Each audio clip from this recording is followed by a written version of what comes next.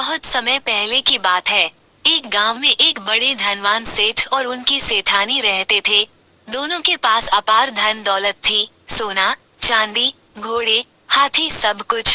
पर एक बात थी, दोनों को बहुत घमंड था कि हम सबसे बड़े धनवान हैं, हमें कोई भी मात नहीं दे सकता।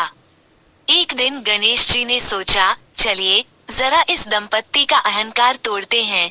वे साधारण ब्राह्मण के वेश में सेठ के घर पहुँचे।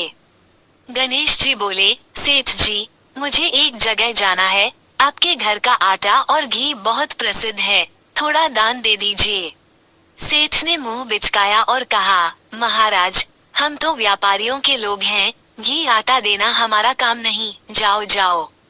सेठानी ने भी कहा, हाँ हाँ, रोज रोज कोई न कोई भिखारी आ जाता है। गणेश जी मुस्कुराए और बोले, अच्छा तो मैं चलता हूँ, पर याद रखना, जब जरूरत पड़ेगी तब यही आटा और घी काम आएगा। सेठ सेठानी ठहाका मारकर हंस दिए, हमें क्यों जरूरत पड़ेगी, हमारे पास सब कुछ है। कुछ दिनों बाद सेठ सेठानी ने सोचा, चलिए भगवान गणेश का भोग लगाएं और पूजा करें, इससे प्रतिष्ठा भी बढ़ेगी और पुण्य भी मिलेगा। दोनों ने बड़ा हवन कराया। पंडित जी बोले, गणेश जी को 21 मोदक का भोग लगाना पड़ेगा।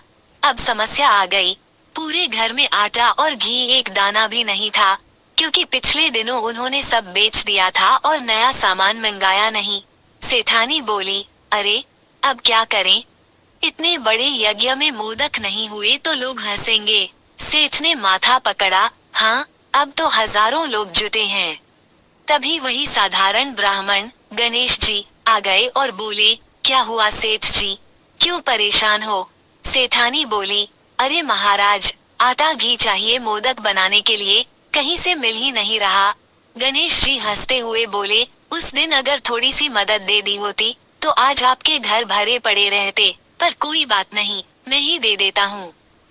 उन्होंने अपनी झोली से आटा और घी निकाला, सबने मिलकर मोदक बनाए और जब भोग लगाया तो गणेश जी का रूप प्रकट हुआ। गणेश जी ने कहा, सेठ जी, अहंकार से धन नहीं टिकता, दान और सेवा से ही सच्चा सुख मिलता है।